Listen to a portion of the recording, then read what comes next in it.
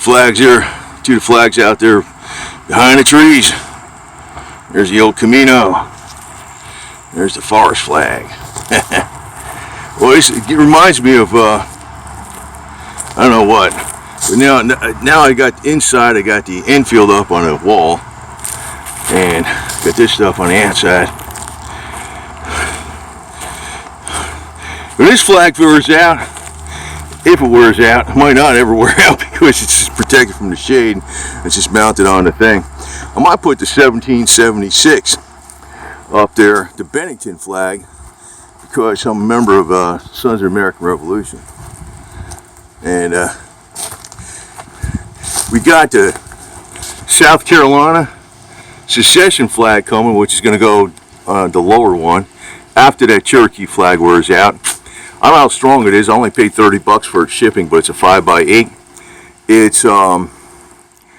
It's mainly red, and up in the Canton area, it's got the palmetto palm tree in a moon crescent like they have in South Carolina. And on the main part of the flag, it has a cross. It's in blue with white stars. It's got 13 stars with a big star in the middle.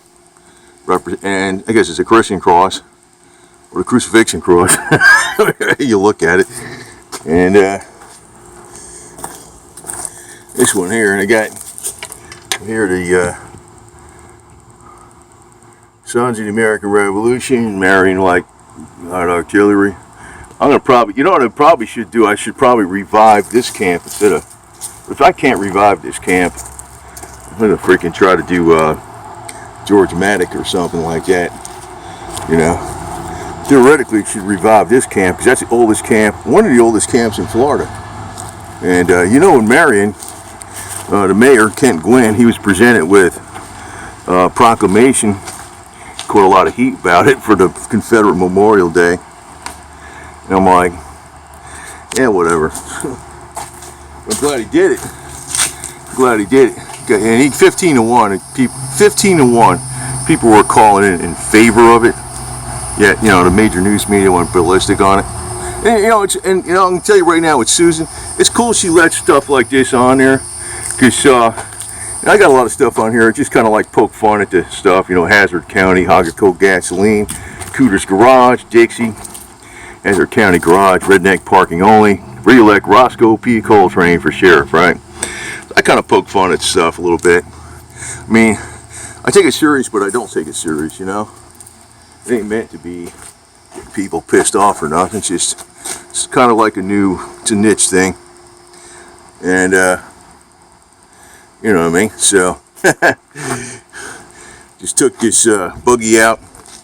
You know, I took it to drop stuff off the, you know, recycle place, the dump, if you want to call it that. Hit that Dixie horn probably 15 times on the way up and back. Make sure they know who's here.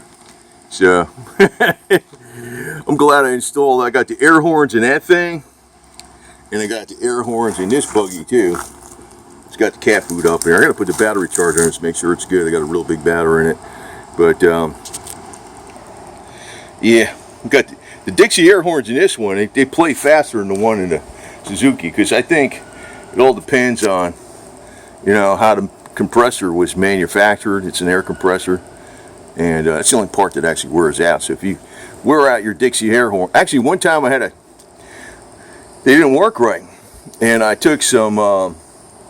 It was WD-40, that was the rust-busting penetrating oil, but WD-40. I sprayed it all around the air compressor on this thing for the Dixie horns, and it worked great again. It hasn't stopped working. It's like good to go, man. So these things were flying really good here before. That's why I figured I'd pull out the camera. They were just like straight out. I like it when they're like that because you can see them from the road down there. That's a fairly well traveled road, about 170 feet off the road here. No house behind me. You can see them pretty good when they're blowing. Plus they're lit up. So anyway, got to get out here and start mowing this lawn. Every time the rain over here comes down, I mean, 1 week, grass is starting to spurt up. Like you'll see these strands, just not all of it. It's like that Bahia grass. It spurts up every like just these different things, like these little blades here and there, 1 foot. So I'm gonna get them done. Get them with the lawnmower. Wait till it cools down a little more, because it's about 96 degrees today and there's absolutely no wind. I mean, now to see no wind again, right? When that breeze, actually, when that breeze is blowing up there, it'll be blowing up there. It ain't blowing down here where you're mowing the lawn. It's like the higher up the flag, the more wind there is. Nothing obstructing it or something, I don't know. But my little cats, they're doing good. They're probably sleeping under this car. Some deer around here, because I just fed them. Gave them treats and vitamins and flavor burst and Whiskas perfectly chicken with gravy. It might be under the car here someplace.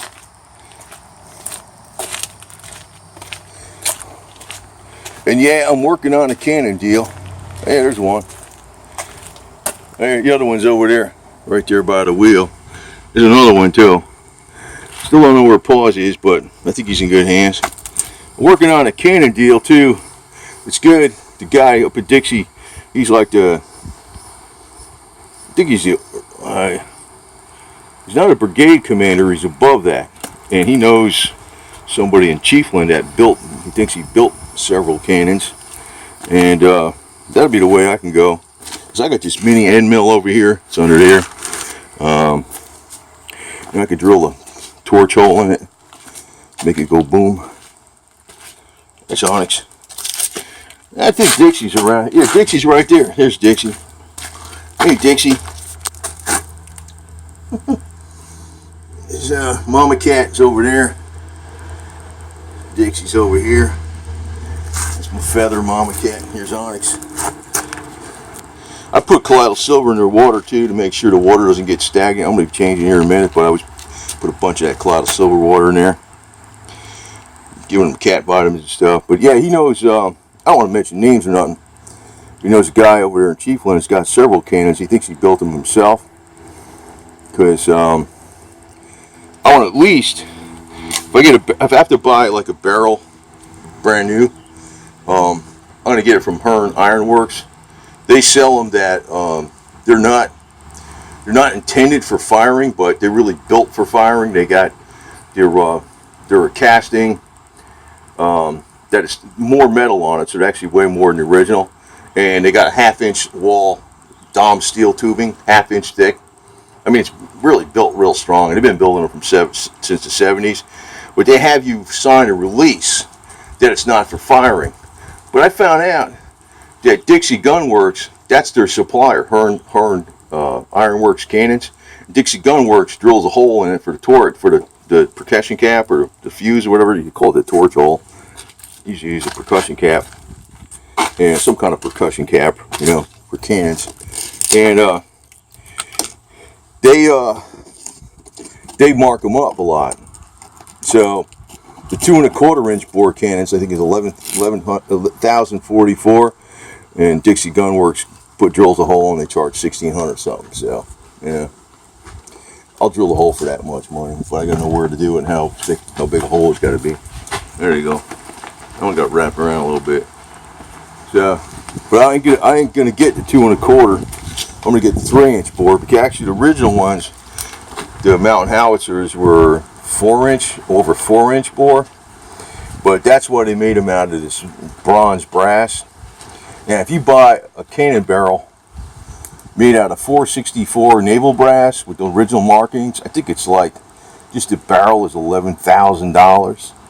I mean, for like basically 10-11% of that money, you can get the same thing because, you know,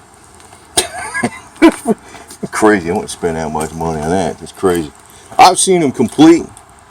I saw like a full-size one where the wheels are about this. I don't know what you call it, but the wheels are about that high. See, the mountain howitzer, I think the wheels are like, they say different things. 38 inches to 42 inches. I heard the track 38 inches to 42 inches. I don't know. Maybe they weren't all built the same. But, you know, it's a possibility too.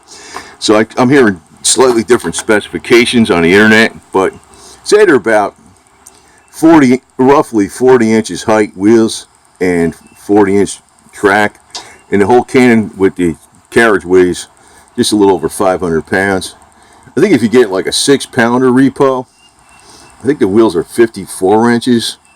The track is probably similar to that, and you're talking, I don't know, 1,500, 2,000. I don't know what it is, but it's at least double the weight of the mountain howitzer. It would never fit in the back of that thing, and this thing would never haul it.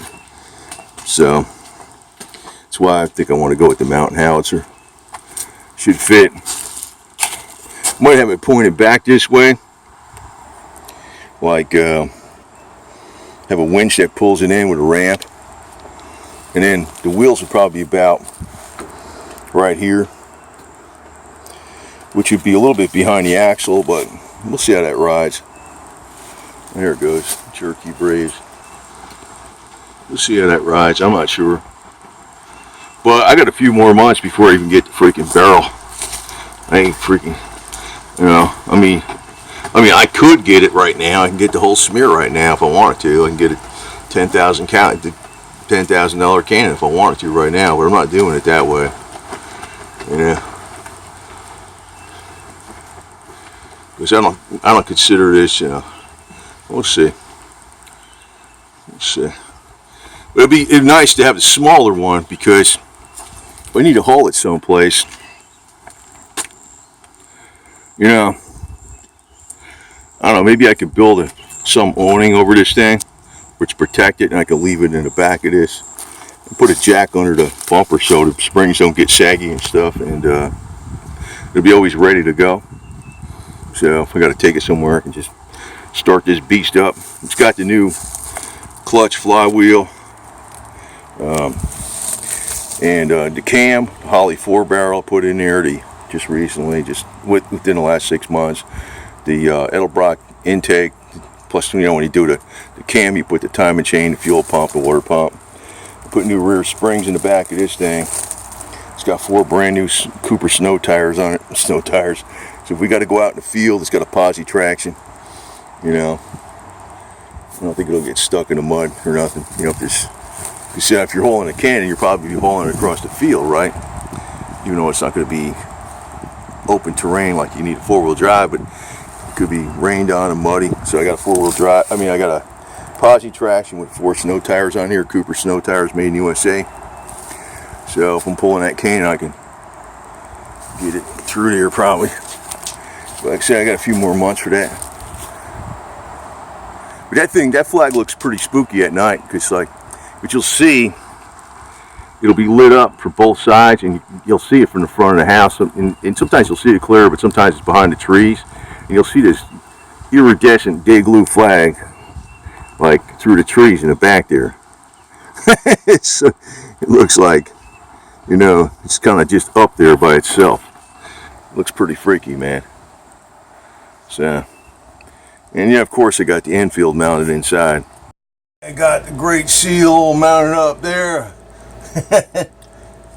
Of course, like I showed yesterday, there's the old Enfield. It's kind of cool. I could see this from my bedroom when I look out through the door, and I see that. I say, it just reminds me of like home. Yeah, be firing that pretty soon. And I decided, you know, to take this little thing off of here, that cross rifle thing. It don't look right. So hair's growing longer. Anyway, keep working out too.